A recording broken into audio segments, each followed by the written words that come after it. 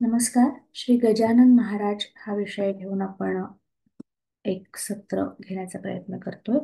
ज्याच्यातलं दुसरं सत्र, पहिल्या सत्राचा व्हिडिओ आपल्यात आहेच आणि ह्या दुसऱ्या सत्राला आपण सुरुवात करतो आहोत. दुसऱ्या सत्रामध्ये महत्वाचा विषय असा की श्री गजानन महाराज यांचं पारायण हा विषय आपण बघितला. पोथीचं पारायण कसं करावं, काय करावं, 3 दिवसीय, 7 दिवसीय किंवा 1 दिवसीय सगळ्या प्रकारे करता येतं. काही जण 21 दिवसांचं सुद्धा करतात, रोज एक अध्याय या प्रकारे. पण शक्यतो 3, 7 किंवा 1 दिवसामध्ये ते करावं. या पारायणासंबंधी एक खूप इंटरेस्टिंग कथा आहे. अनेक गोष्टी आहेत, अनेक भक्तांचे अनुभव आहेत. ते आपण एखाद्या व्हिडिओमध्ये बघूया. पण मुख्य म्हणजे पारायण झाल्यानंतर किंवा ज्याला आपण पूजा, उत्तर पूजा असं म्हणतो, म्हणजे पश्चात एखादी पारायण पूर्ण झाल्यानंतर किंवा असंही तुम्ही पूजा करणार असाल तर नैवेद्य हा विषय आपल्याकडे येतो. मग कुठल्याही देवतेला, कुठल्याही शक्तीला नैवेद्य दाखवण्याची पद्धत भारतीय संस्कृतीमध्ये आहे. मुळात ही नैवेद्याची पद्धत कुठून आली याचा पौराणिक वैदिक संदर्भ बघायला गेलं तर खूप छान विषय आहे तो. नैवेद्य म्हणजे तिथे निविदा, निविद शब्द येतो. निविदा शब्द माहिती असेल तर आपण कायद्याच्या भाषेत निविदा असा शब्द वापरतो. टेंडर साधारणतः त्याचा इंग्रजी अर्थ बघू शकतो. सो निविदा टाकणं म्हणजे तुम्हाला काहीतरी विषय मांडायचा आहे, त्याचं विस्तृत निविदा किंवा निवेदन शब्द माहिती असेल की ही माझी निविदा आहे, हे माझं मागणं आहे, हे मला हवं आहे, अशा प्रकारे जेव्हा आपण सांगतो तेव्हा त्याचं एक डिटेल निविदा तयार करतो, त्याचा एक मसुदा तयार करतो आणि मग तो त्या त्या ऑफिसमध्ये आपण पाठवला जातो. कार्यालयातून आपल्याला त्याच्यावरती काही उत्तरं मिळतात. या निविदा आणि नैवेद्य याच्या शब्दामध्ये तोच अर्थ अपेक्षित आहे की निवेदन करायचं आहे. नैवेद्य म्हणजे काय? देवासमोर निवेदन मांडायचंय की हा माझा विषय, मी या अगदी शुद्ध भक्तिमय अंतःकरणाने आपण पोथीचं पारायण करत असू, स्तोत्रपठण करत असू, नामजप करत असू, तर ते शक्तीला, त्या ऊर्जेला, त्या देवाला, तुम्ही देव म्हणा, कोणी देव मानत नसेल तर शक्ती म्हणा, शक्ती, ऊर्जा, जे काही शब्द म्हणून वेगवेगळे शब्द वापरतोय, तर तिथे ती निविदा मांडायची आहे. तिथे ते निवेदन करायचंय की महाराज, हे हे हे या कारणानिमित्त मी असं असं करत आहे, त्याचा स्वीकार करावा. त्याच्यासाठी ते नैवेद्य, निविदेचं नैवेद्य आहे. मग नैवेद्यामध्ये सामान्यपणे, आता इथे खूप इंटरेस्टिंग गोष्ट आहे, सामान्यपणे भारतीय संस्कृतीमध्ये नैवेद्य म्हटलं की सहसा एक गोड असं सात्विक अन्न असा एक कॉमन प्रघात आहे, सर्वसामान्य प्रघात हा आहे. पण अनेक देवतांच्या बाबतीत वेगवेगळ्या प्रकारचे नैवेद्य दिसतात. उदाहरणार्थ, आपण जेव्हा हनुमान हा विषय बघतो तर हनुमान म्हटलं की चणा डाळ आणि गुळ यांचे पदार्थ. लक्ष्मीच्या साधनेत बघितलं होतं की दुधाचे पदार्थ, खीर, अशा प्रकारे काहीतरी.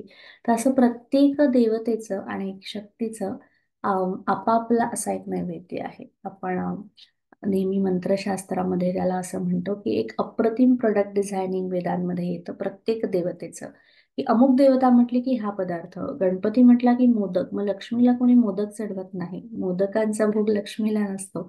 तसं काहीतरी प्रत्येक देवतेचं आपापलं असं काहीतरी खास आहे, त्यांची त्यांची आयडेंटिटी आहे. They do not copy each other. इकडून तिकडून कॉपी नाही करत की हिचा रंगच मला, हेच फूल मला, असं नाहीये. प्रत्येकाचं वेगळं अस्तित्व आहे. तसं श्री गजानन महाराजांच्या बाबतीत नैवेद्य या विषयाची एक छान गोष्ट येते. ती अगदी थोडक्यात बघूया, सगळ्यांना माहिती असेल ही गोष्ट. असं म्हटलं जातं की श्री गजानन महाराजांनी जेव्हा त्यांच्या चमत्कारांचा अनुभव लोकांना यायला लागला, किंवा बंकटलाल यांना सगळ्यात पहिल्यांदा, दोन तरुणांना या महाराजांचं दर्शन सगळ्यात पहिल्यांदा झालं. आणि जेव्हा हे दर्शन झालं तेव्हा अर्थात असं होतं की काहीच नाही, असं दिगंबर अवस्थेत आहेत, उष्टविष्ट खाता आहेत, म्हणजे अन्नामध्येही काही फार त्यांना आसक्ती दिसत नाही, अशा प्रकारे त्यांचं दर्शन झालं. पुढे पुढे त्यांच्या चमत्कारांचे, त्यांच्याकडे काय सिद्धी आहेत याचे अनुभव लोकांना यायला लागले. तेव्हा अर्थात सगळ्याच स्वामींच्या, सगळ्याच महाराजांच्या कथांमध्ये जो एक स्वाभाविक कथा येते, तशीच कथा श्री गजानन महाराजांच्या चरित्रात येते. की काही लोक गावातले होते जे त्यांची टिंगल टवाळकी करायला लागले किंवा निंदा करायला लागले किंवा काय भोंदूगिरी लावली, काय चालवलंय, अशा प्रकारे जे माणसं म्हणतात तसं काहीतरी ते म्हणायला लागले. आणि अशाच एका स्त्रीची, गावातल्याच एका स्त्रीची कथा येते. ह्या स्त्रीने असं ठरवलं की हे हे फार स्वतःला स्वामी समजतात, फार महाराज समजतात आणि अगदी सांगतात की म्हणजे असं दाखवतात की अन्नाविषयी मला काही आसक्ती नाही, अमुक नाही, तमुक नाही, असं सगळं दाखवतात. जे पडेल ते, जिथे उरले सुरलं कुठेही खाताना दिसतात. असं त्यांचं वर्णन आहे की ते कुठेही अगदी उकिरड्याच्या बाजूला, कधी इकडे कधी तिकडे, कोणाच्याही घरात, कोणाच्याही दारी असं काहीही खाताना लोक त्यांना बघायचे. आणि मग त्यांना आश्चर्य वाटायचं की असे कसे महाराज. असंच त्या स्त्रीला प्रश्न पडला. प्रश्न म्हणण्यापेक्षा संभ्रम झाला तिचा.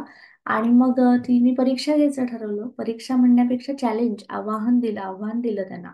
आणि आव्हान दिल्यानंतर तिने काय म्हटलं, आता मी इतकं तिखट जेवण करते, प्रचंड तिखट. प्रचंड म्हणजे साधारण एका भाजीत आपण दोन चमचे, एक चमचा तिखट घालत असू, तर जवळजवळ एक बाटलीभर तिखट, डबाभर तिखट त्याच्यात घातलं तर ती कशी लागेल, म्हणजे खाऊच शकणार नाही आपण.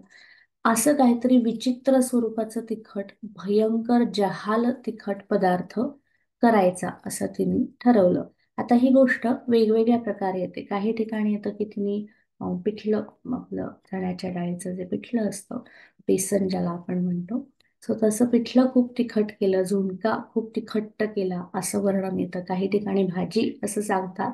सो त्या गोष्टीतलं मर्म महत्वाचं आहे. त्या गोष्टीत पदार्थ काय होते याच्यात अडकू नका, पण त्यातलं जो अर्थ आहे, त्यातलं जे सार आहे, ते खूप महत्वाचं आहे. सो असं पटकन कुठेही जाणारे, कोणाच्याही घरात येणारे, कोणाच्याही अंगणात जाऊन उसरीवरती खायला बसणाऱ्या महाराजांची परीक्षा घ्यायचं, असं काहीतरी ठरवून तिने त्यांना जेवायला बोलावलं मोठ्या कौतुकाने की नाही, आमच्या घरी या, जेवायला या आणि मी स्वतः जेवण करीन. असं तिने ठरवलं. आणि मग त्यांचे जे जेवण केलं ते अत्यंत तिखट जहाल केलं. पुढे गोष्ट इतकी इंटरेस्टिंग आहे की महाराज आले, भक्तांचा मान ठेवून महाराज घरी आले आणि श्री गजानन महाराजांनी अत्यंत आनंदाने ते जे जेवण दिलं होतं ते खाल्लं. आणि काही पाणी पिणे काही आजूबाजूला नव्हतं तरी सुद्धा ते जेवण त्याने खाल्लं.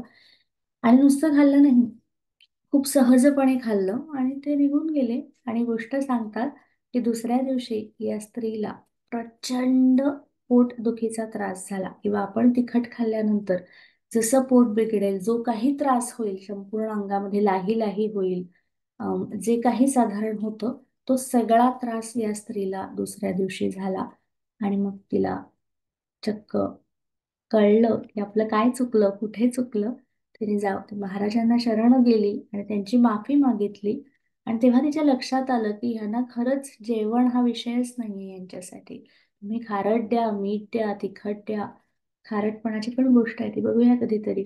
सो खारट द्या, तिखट द्या, मीठ द्या, कसंही द्या, ते फक्त ते अन्नासारखं, म्हणजे त्यांच्यासाठी त्याची चव आणि याचा परिणाम या विभूतींवरती होत नाही.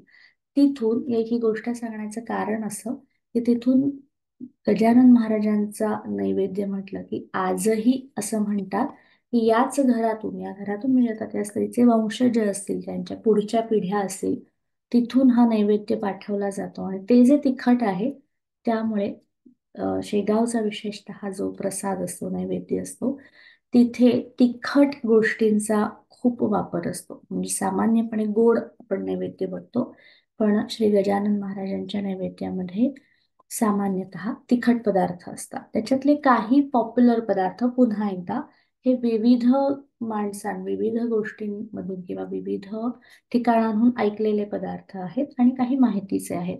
झुणका आणि भाकर हा एक सर्वसामान्य नैवेद्य. जर तुम्ही नैवेद्य दाखवणार असाल तर तुम्ही झुणका भाकरीचा नैवेद्य निश्चित दाखवू शकता. आणि अगदी आपण नेहमी साग्र संगीत झुणका करतो तसं, त्याच्यात काहीच वगळायची गरज नाही. त्याच्यानंतर मुळ्याच्या शेंगा ज्या असतात, कोवळ्या शेंगा, त्याची भाजी हा एक पदार्थ येतो. हिरव्या मिरच्या किंवा मिरच्यांचा ठेचा असा एक पदार्थ नैवेद्यामध्ये कॉमन येतो. महाराजांना पिठी साखर खूप आवडत असे असं वर्णन आहे, कुठल्या तरी स्वरूपात पिठी साखर. पण एकंदरीत तिखट पदार्थ अशा स्वरूपाचं याच्यात येतात. काही ठिकाणी कांदा सहसा नैवेद्यात आपला वर्ज्य असतो, पण कांद्याचे पदार्थ म्हणजे कांदा भजी किंवा पिठल्यामध्ये कांदा घालणं ही एक अगदी कॉमन पद्धत आहे. म्हणून मगाशी म्हटलं तसं की प्रत्येक शक्तीचे प्रत्येक व्यक्ती विभूती यती यांच्या नैवेद्यांमध्ये थोडा थोडा फरक दिसतो. अर्थात आपण पंचपक्वान्नांचं ताट तर ठेवूच शकतो नैवेद्याला, पण तरी मगाशी म्हटलं तसं की पिठलं चण्याच्या डाळीचे असे पदार्थ, चणाची डाळ हा विषय येतोच तिथे. मिरच्यांचा ठेचा हा एक पुढचा नैवेद्यामध्ये येणाऱ्या कॉमन पदार्थांमधला आहे. पालेभाज्यांमध्ये आंबाडीची भाजी ही विशेष आवडीची आहे असं वर्णन आहे. अशा गोष्टी आहेत, कथा आहेत. त्यामुळे ती भाजी एक या पदार्थांमध्ये येते. पण सगळ्यात कॉमन ज्वारीची भाकरी, पिठलं, भाजी आणि ठेचा ही त्यांची एक कॉमन त्याच्यामधली गोष्ट. सो असा कुठलाही नैवेद्य आपण दाखवू शकतो. आणि तुमच्या घरातल्या परंपरेनुसार तुम्ही काही वेगळी पद्धत असेल तर अर्थात तीही तितकीच बरोबर आहे. सो तुम्ही ती सुद्धा पद्धत पुढे नेऊ शकता. हे झालं नैवेद्याबद्दल. नैवेद्य जेव्हा आपण दाखवतो, सामान्यपणे पंचोपचार पूजा करून नैवेद्य दाखवला जातो. आपल्याला पंचोपचार पूजा म्हणजे काय माहीत नसेल किंवा आपण सहसा कसं करत नसू, तर अगदी सोपं साजूक तुपाचा दिवा लावलाय आणि समोर नैवेद्याचं ताट ठेवलंय. नैवेद्य दाखवण्याची एक पद्धत आहे. आपण हातामध्ये पाणी घेऊन नैवेद्य दाखवतो. सो त्या पद्धतीने नैवेद्य दाखवायचा. नैवेद्याचे मंत्र येतात ते तेव्हा आपण म्हणू शकतो. मंत्र माहीत नसेल नुसता नैवेद्य दाखवू शकतो. सामान्यपणे नैवेद्य दाखवल्यावर जे दरवेळी फॉलो करतो ते की काही काळापर्यंत ते आपण तिथे ठेवतो आणि मग ते ताट ठिकाणी उचलतो. अशा प्रकारे हा नैवेद्य दाखवतो. नाईस. आता आजच्या स्तोत्राकडे जाऊया. आपण असं म्हटलं होतं की अनेक स्तोत्र आहेत गजानन महाराजांची. त्याच्यातलं आपण जे एक प्रचलित स्तोत्र आहे ते बघतो आहोत. या प्रचलित स्तोत्रामध्ये त्याला दुर्वांकुर स्तोत्र असं म्हटलं जातं. एकच मिनिट, मी PDF पाठवली, ती सगळ्यांनी ओपन करा फक्त.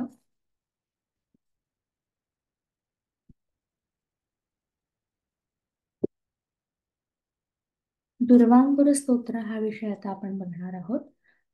अनेक स्तोत्र आहेत. श्री गजानन महाराज म्हटलं की अनेक स्तोत्र येतात, ज्याच्यामध्ये एक प्रसिद्ध जे आहे त्याला काही ठिकाणी 21 नमस्कारांचं स्तोत्र असं सुद्धा म्हणतात, काही ठिकाणी दुर्वांकुर स्तोत्र असं देखील म्हणतात. तर याच्यापैकी जो काही शब्द मुद्दा असा आहे की ते 21 नमस्कारांचे स्तोत्र आहे. आता 21 नमस्कारांचे स्तोत्र म्हणजे त्याच्यामध्ये 21 श्लोक आहेत आणि प्रत्येक श्लोकामध्ये महाराजांना नमस्कार किंवा शरण असं आहे, असा भाव आहे.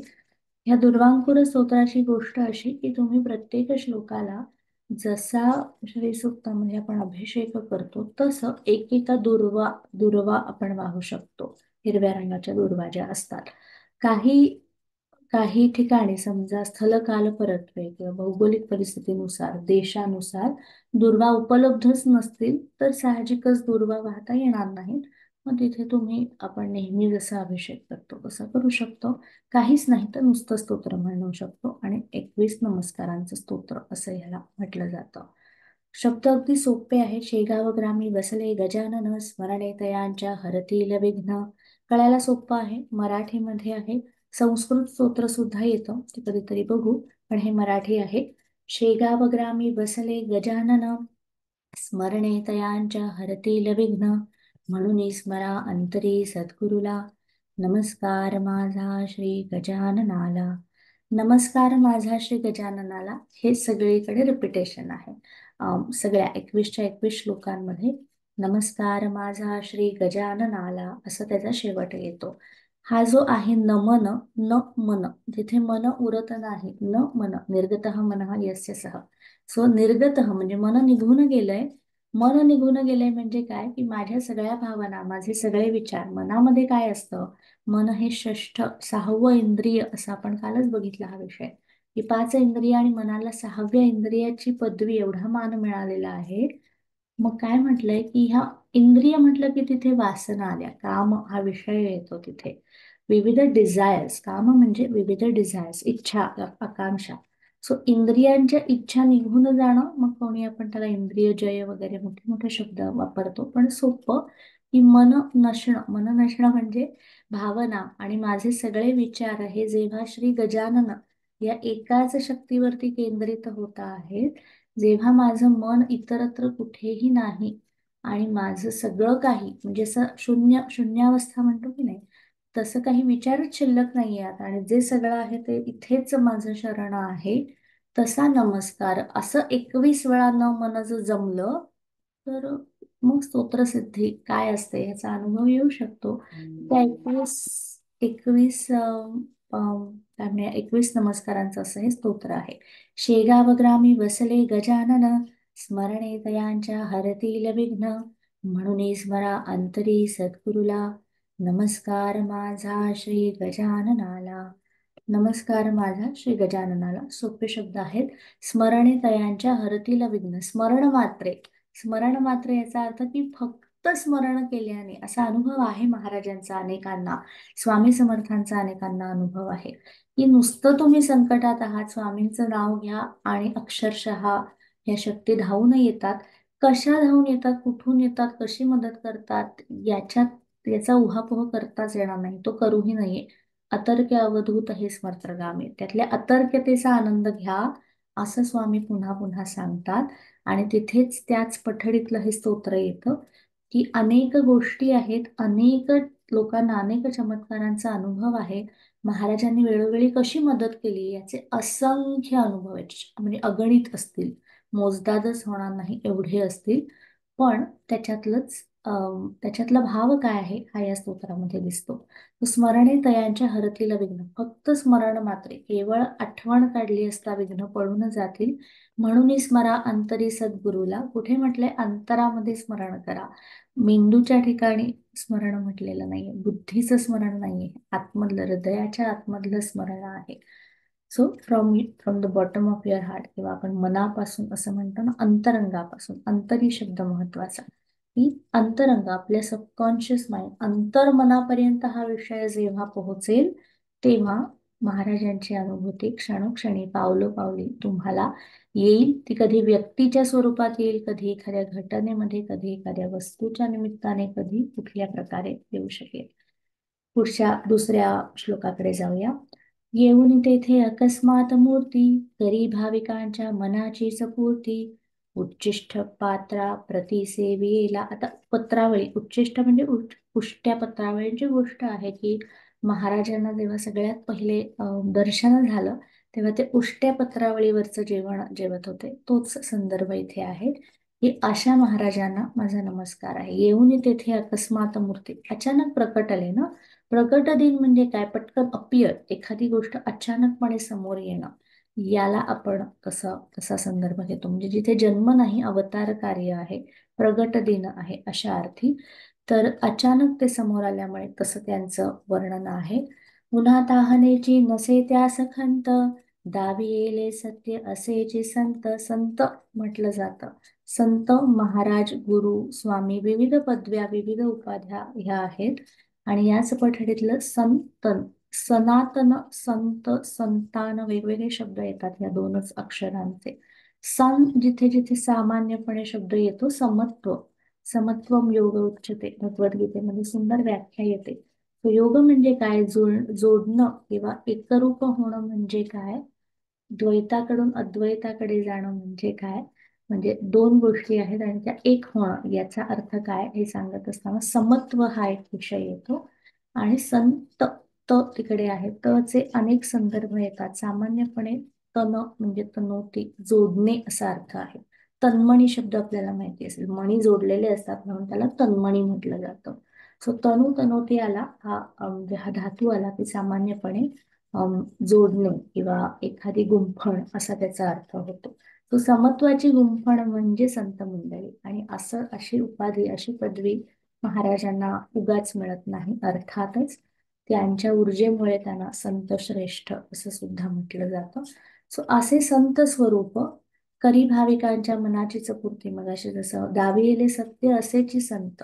दाविले सत्य म्हणजे ज्यांनी सत्याचा मार्ग दाखवला, ज्यांनी सत्य ह्याचा अर्थ खरं खोटं मधलं खरं नाही, सत असत मधलं सत, किंवा ऋत हा शब्द माहित असेल तर ऋत याचा अर्थ मानवी जगाचे, निसर्गाचे, वेदांनी सांगितलेले जे निसर्गाचे कायदे आहेत त्यांना ऋत असं म्हणतात. अथर्वशीर्षकेचा उल्लेख आहे तो, ऋतं वच्मी सत्यं वच्मी, की मी ऋताधिष्ठितच आयुष्य जगीन, मी सतला सतचं अधिष्ठान ठेवूनच माझ्या आयुष्याची वाटचाल करीन असं सांगणारे, म्हणून दाबी येले सत्य असेची संत, पाहुन त्या चकित बंकटलाल झाला. बंकटलालाचा संदर्भ येणार पुन्हा पुन्हा, कारण त्याने सगळ्यात पहिले त्यांना महाराजांचं दर्शन झालं आणि म्हणून तिथे त्याचं वर्णन येतं.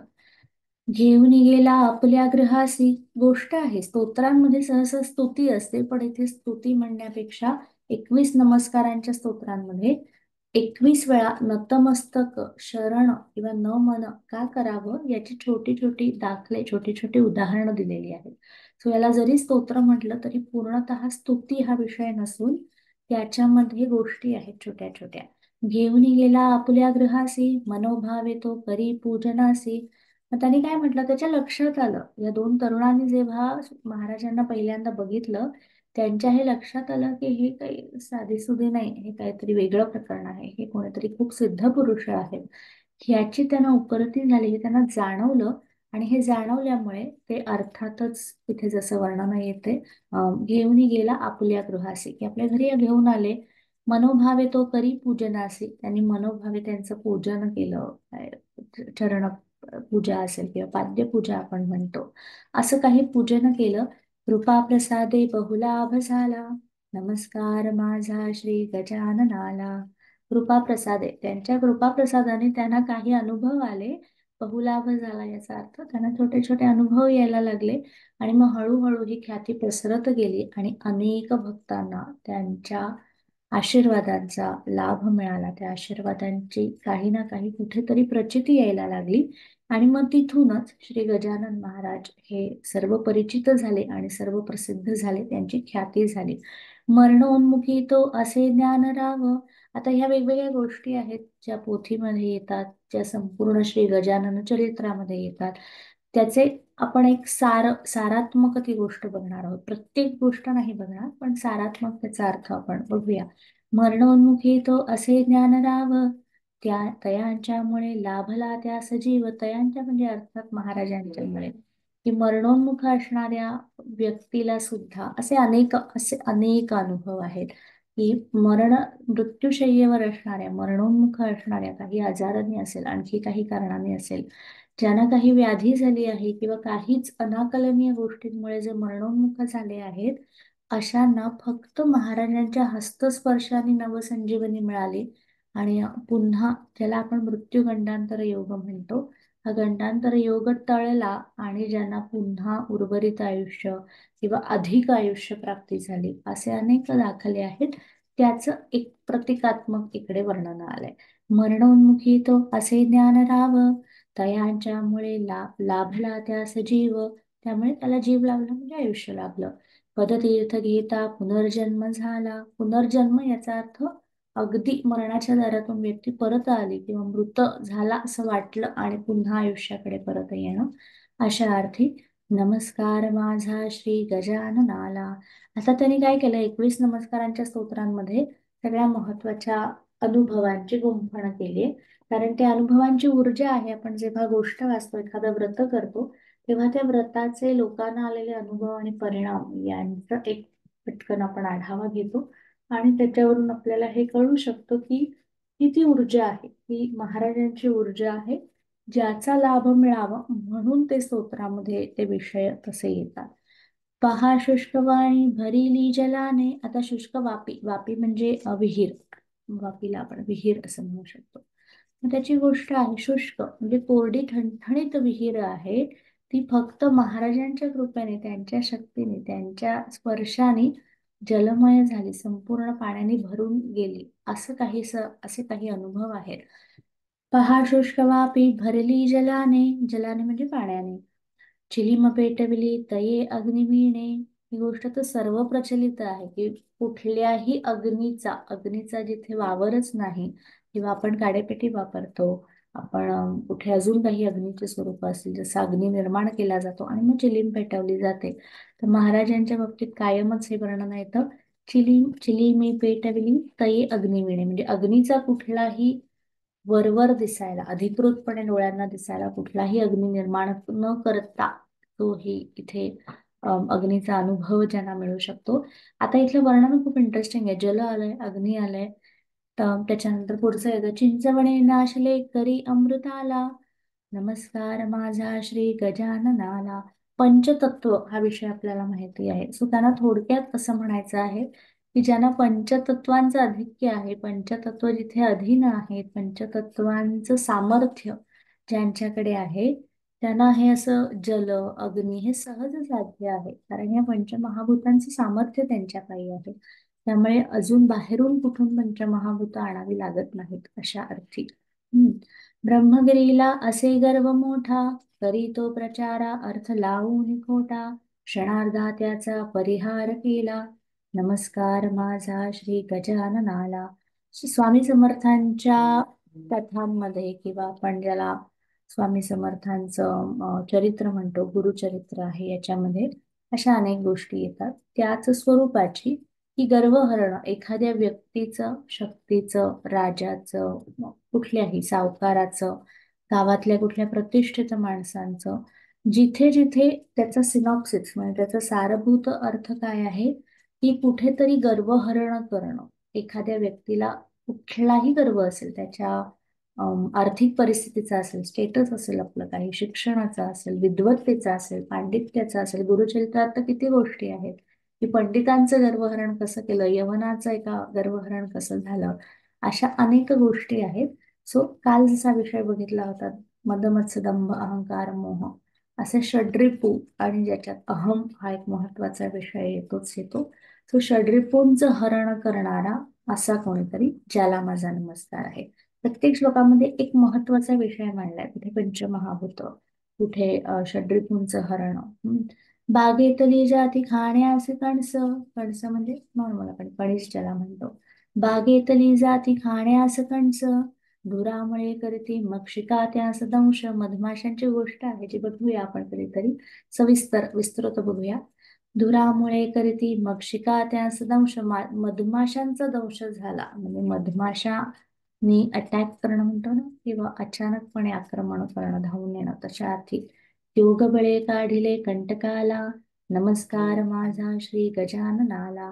आणि इतक्या अशा विषयाच्या अनुभवातून सुद्धा जे सहज तरुण गेले, ज्यांनी सहज तारून नेलं, अशा गजाननाला, श्री महाराजांना माझा नमस्कार.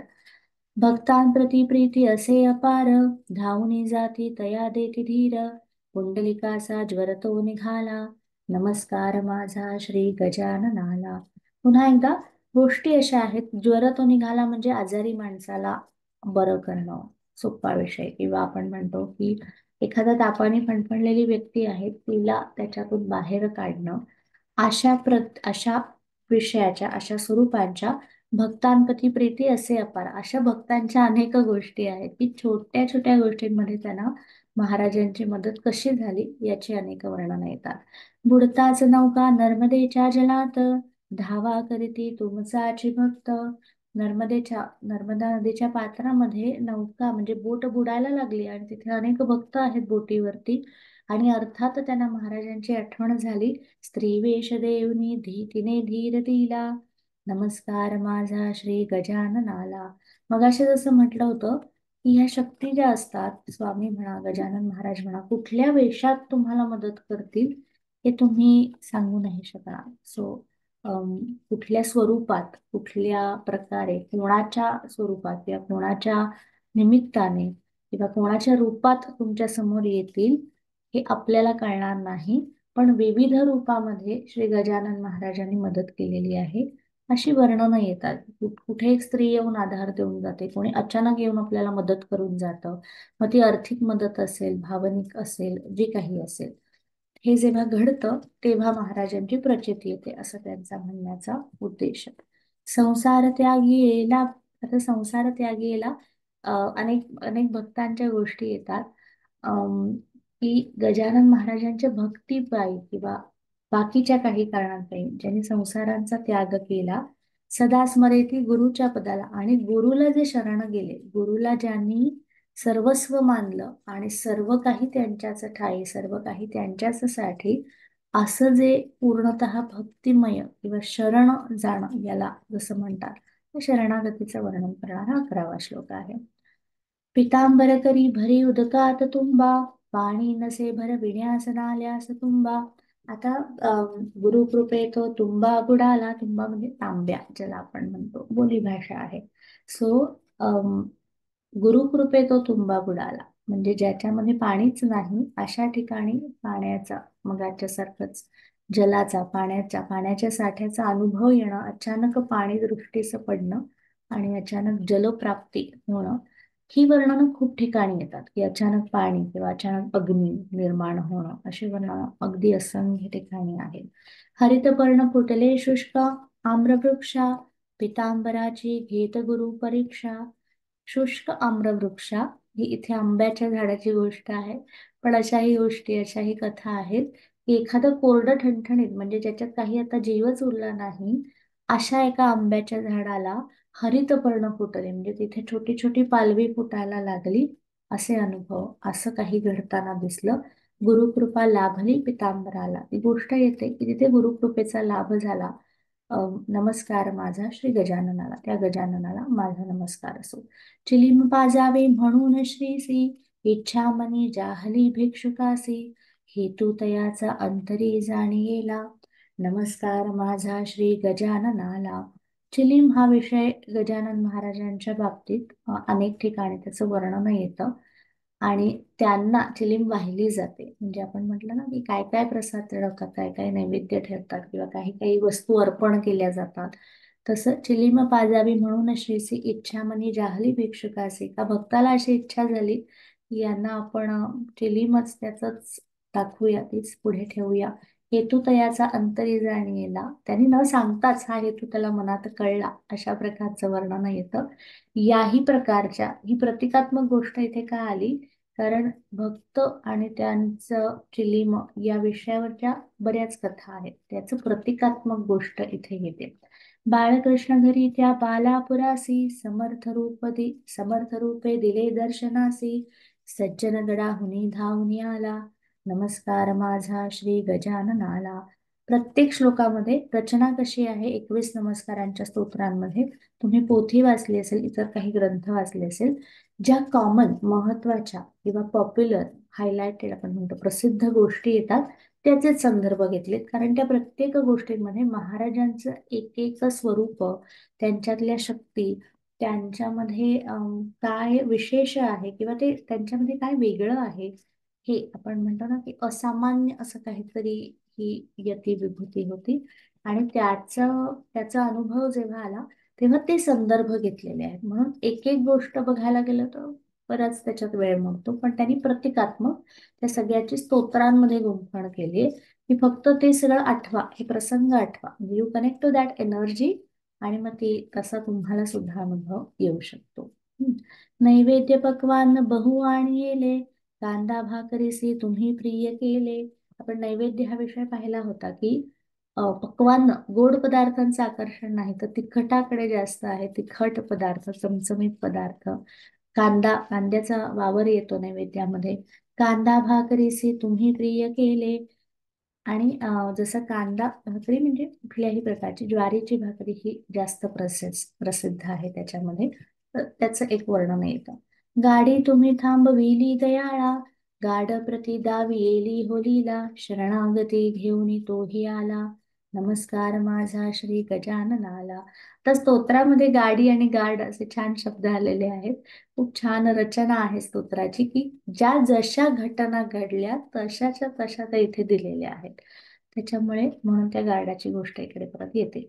जाती धर्म नाही तुम्ही पाळलेला, गणगण गणात बोले. या नामजपाचा अर्थ आपण बोते, ह्या नामजपाचा अर्थ आपण बघितला.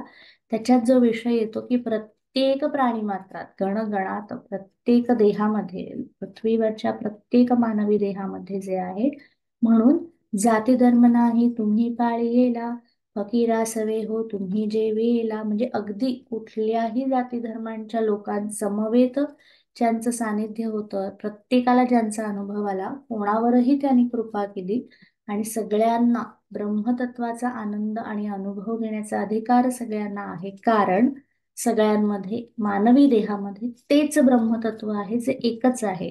ते काही वेगळं नाहीये की या देशाला वेगळं, त्या देशाला वेगळं, या राज्याचं वेगळं ब्रह्मतत्व. एवढं काही ब्रह्मतत्व विविध प्रकारची नाही आहेत. सो एकच ब्रह्मन असल्यामुळे सगळ्यांसाठी एकच, त्यांच्यामध्ये तेच आहे, म्हणजे वी ऑल आर सेम असं त्यांचं म्हणणं. की म्हणून त्याच्या पलीकडे असणारे समाज प्रबोधक, स्वामी समर्थांनी जे गजानन महाराजांना सांगितलं की प्रबोधनात्मक कार्य कर, ते प्रबोधनाचं कार्य इथे दिसतं. जाती धर्म नाही तुम्ही पाळियेला, फकीरा सबे हो तुम्ही जेवियेला, दाऊनी ऐसे जना बोध केला. ही घटना कशासाठी आहे की याच्यामध्ये अडकू नका. ह्या छोट्या छोट्या मर्यादा आहेत तुम्हाला.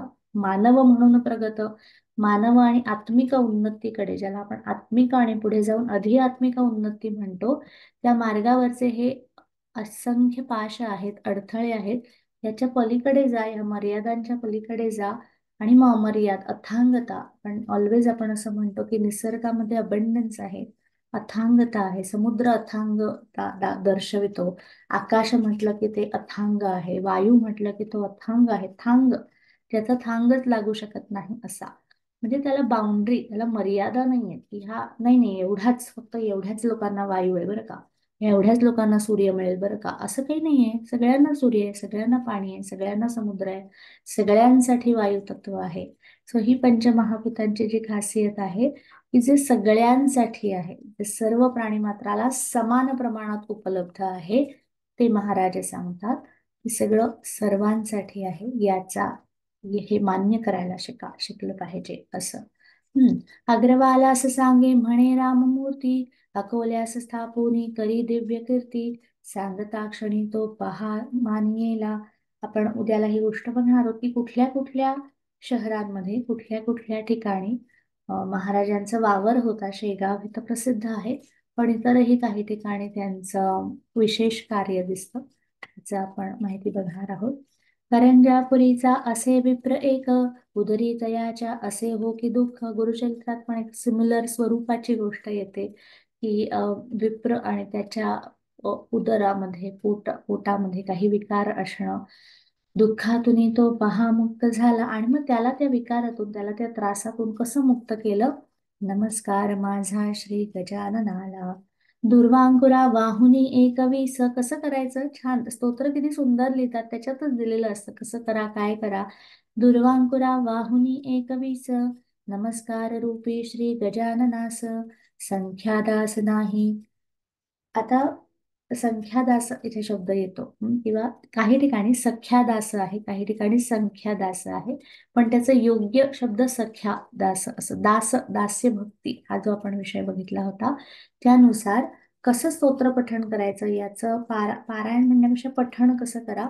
21 दुर्वा म्हणजे प्रत्येक स्तोत्र, प्रत्येक श्लोकाला एक दुर्वा असं व्हायचं आहे. आणि अशा प्रकारे 21 दुर्वांनी नमस्कार, नमस्कार माझा श्री गजाननाला, तो साधारणतः असं 21 वेळा वाहायचं आहे. म्हणून ते वाहत असताना कुठल्या भावाने वाहायचं आहे, तर दास्य भावाने, शरण भावाने, न मन भावाने तिथे ते तुम्ही करायचं आहे. आणि असं केलं असता या स्तोत्राचे विशिष्ट अनुभव किंवा विशिष्ट प्रचिती येते. हे स्तोत्र एका वेळी म्हणजे 21 श्लोक एका वेळी म्हणायचे आहेत. अगदी एकदा म्हटलं तरी पुष्कळ आहे. शक्य असेल तर तुम्ही दोनदा तीनदा म्हणा, पण गरज नाही. हे मंत्रात्मक नाहीये, हा मंत्र नाहीये मुळामध्ये. सो मंत्रशास्त्राची जी गणितं असतात ती तशी इथे लागू पडत नाही, किंवा मंत्रशास्त्राचं जे एक विशिष्ट वेळा, विशिष्ट संख्या अशी येते, तसं इथे नाही. हे स्तोत्र एकदा म्हटलेलं पुरेसं आहे. सोपी प्रक्रिया. आपण म्हटलं जसं तुपाचा दिवा लावा, तसबीर असेल तर, फोटो असेल तर त्याच्या समोर बसायचं, 2 मिनिटं अगदी डोळे मिटून स्मरण करायचं आणि एकदा हे संपूर्ण स्तोत्र जे आहे ते म्हणायचं. म्हणत असताना प्रत्येक श्लोकाला एका दुर्वेचा अभिषेक, अशी एक दुर्वा, अशा 21 दुर्वा व्हायच्या आणि मग त्यानंतर तिथे ते संपत. सो दुर्वांकुर स्तोत्र किंवा 21 नमस्कारांचं स्तोत्र असं ह्या स्तोत्राला म्हटलं जातं. त्याची थोडक्यात माहिती आज बघितली. आज आपण इथे थांबूया. थँक्यू.